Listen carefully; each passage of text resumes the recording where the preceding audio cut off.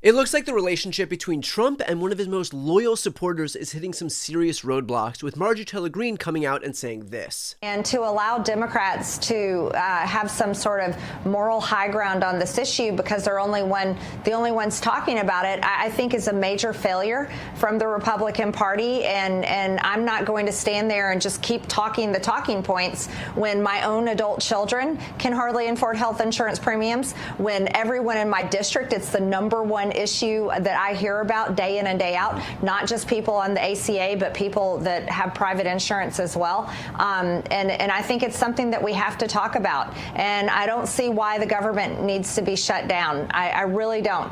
I believe that if Republicans learn to govern and wield power, they can use the nuclear option in the Senate. They can open up the government. We can get back to work for the American people, and Republicans can solve this problem that is a very big problem that we can't ignore. This comes as Greene has presented herself as quite the thorn in her party's side, while she continues to press this issue of healthcare despite the rest of her party pretending that it doesn't exist.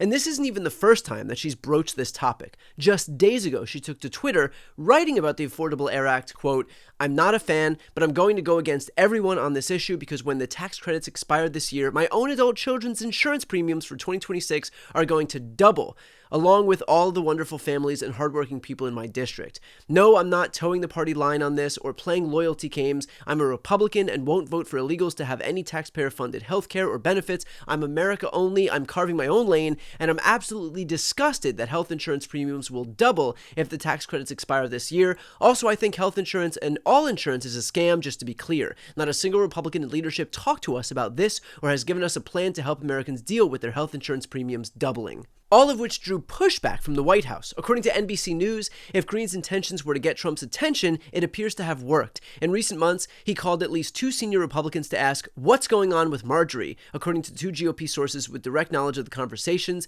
the White House has unsuccessfully tried to pressure Greene to remove her name from the Epstein discharge petition. Greene was particularly incensed when she read an anonymous White House official told reporters that supporting the petition would be seen as a hostile act. She then went on Real America Voice and called that official a coward.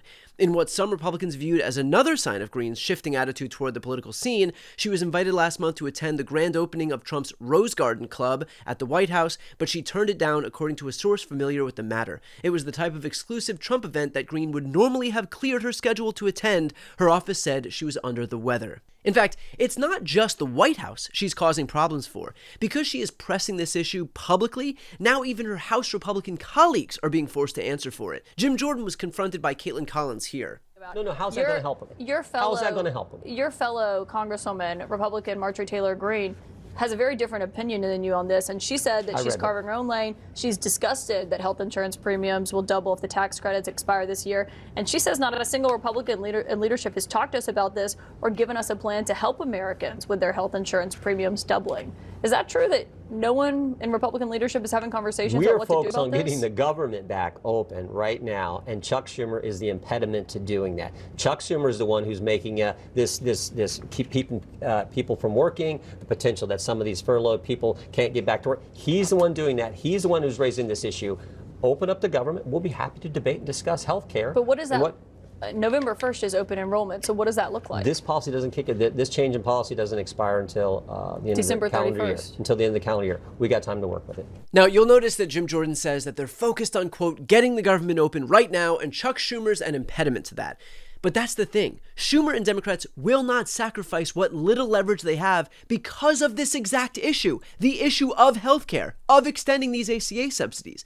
They know that if they just blindly sign on to Republicans' government funding bill and reopen the government without actually getting this deal done, that they'll basically just take Republicans at their word that they'll extend those ACA subsidies. But if Republicans are going to do it, if they're saying they're going to do it, why not just do it now? Why wait until Democrats give you their votes just on your assurances that you'll do it, eliminate their leverage, and then just hope and pray that you'll do the right thing?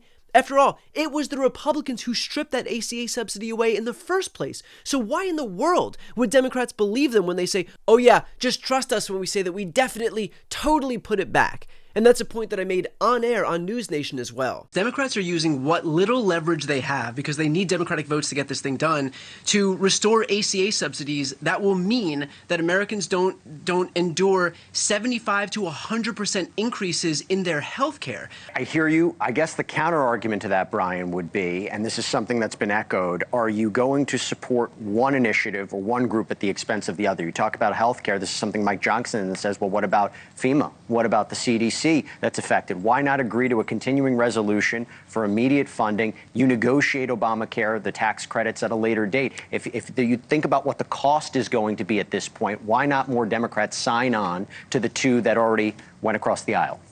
Because they know Republicans won't negotiate those things. This is the same Republican Party that just cut $1 trillion in health care from Americans. Do we really think that these are the people that are going to come down and sit at the negotiating table to make sure that we can restore these ACA subsidies? This is the same Republican Party that just cut Medicaid from 17 million Americans and food assistance to the tune of $350 billion. Those are the people that we're going to trust when they say, don't worry, just sign on to this continuing resolution and we'll definitely get onto the negotiating table to make sure that Americans get health care. These people have shown you who they are. At this point, we have to believe them. Trusting Republicans to fund the Affordable Care Act after they have spent the last 15 years trying to undo the Affordable Care Act is like trusting Donald Trump to release the Epstein files when he's literally in the Epstein files. Oh, wait. When even Marjorie Taylor Greene is able to read the tea leaves here and acknowledge the objective reality about her own party's position, it becomes clear that they are losing the plot. And look, while we should welcome any and all voices who agree with us that healthcare premiums should not double or triple or quadruple, the reality is that Greene is simply following the very obvious polling on this issue. According to Kaiser Family Foundation polling, Americans want Congress to extend the expiring Affordable Care Act subsidies by a staggering 78% to 22% margin. Nearly 8 in 10 Americans side with the Democrats here. And the reason why is beyond simple. If Republicans get their way, the ACA subsidies will expire at the end of this year, and that means that for the 24 million Americans who get their health care through the ACA marketplace, prices will increase as much as 4 times what they are right now. 4 times more expensive. Senator Warnock's been sharing screen grabs from the constituents of his showing the difference between 2025 prices and 2026 prices. One tweet that he shared shows $307 turning into $964. Another one shows $228 turning into $1,142. So unless your entire identity is just blindly supporting Trump's every whim or trafficking in chaos and confusion, I cannot imagine who is out there rooting for healthcare prices to surge through the roof. What's even more striking here is that Greene's comments come as Mike Johnson, acting per usual as a puppet for Trump, came out and said this. So they created a red herring. A red herring is a distraction. They decided that they would pick a fight on healthcare. Well, let me look right into the camera and tell you very clearly, Republicans are the ones concerned about health care. Republicans are the party working around the clock every day to fix health care. This is not talking points for us. We've done it. A big part of the One Big Beautiful Bill, the Working Families Tax Cut, was to fix health care. Health care is broken in America. It's too expensive. The quality of care needs to rise. We need more access for more people, and we have lots of ideas to do that. But that issue is for debate in the next 3 months. It always was. We have members working on that. Right, Mike. When even Marjorie Taylor Greene is able to call you out on this bullshit, I'm not sure who you think you're convincing. Marjorie Taylor Greene's defection here is evidence of yet another phenomenon at play, and that is that it's not just Democrats who Donald Trump is hurting. In fact, it's disproportionately Republicans. According to Kaiser Family Foundation, enrollment in marketplace plans reached 24.3 million for 2025, up from 11.4 million in 2020. That's growth of 113% for those 5 years. Almost all states have seen some level of increase since 2020. However, there are 6 states where enrollment has more than tripled, and all were won by President Donald Trump in the 2024 election. The highest increases were in Texas and Mississippi, where enrollment grew by 255% and 242% respectively. In Louisiana and West Virginia, enrollment increased by 234%, while Georgia saw an increase of 227%. Enrollment rose in Tennessee by 221%. Overall, the study found that enrollment grew by 157% on average in states won by Trump, while it increased by an average of 36% in states carried by former Vice President Kamala Harris. Enrollment on the exchange has more than doubled in 20 states since 2020, according to the report.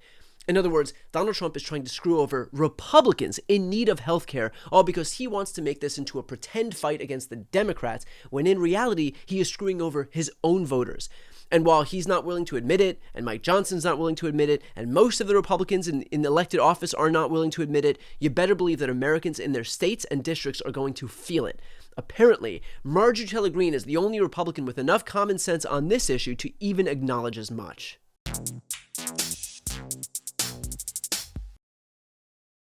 Before you go, if you enjoyed this content and you want to see more and support independent media, please subscribe to this channel. The subscribe button will be right here on the screen.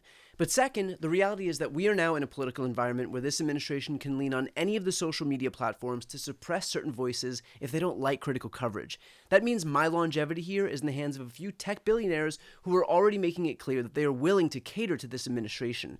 To that end, signing up for my newsletter is a way for me to reach you directly if that ever becomes necessary. I'll put the link right here on the screen as well, so please sign up. It's free, but there's also an option to do a paid subscription if you'd like to support me and my team. I really appreciate it. Thanks so much for watching.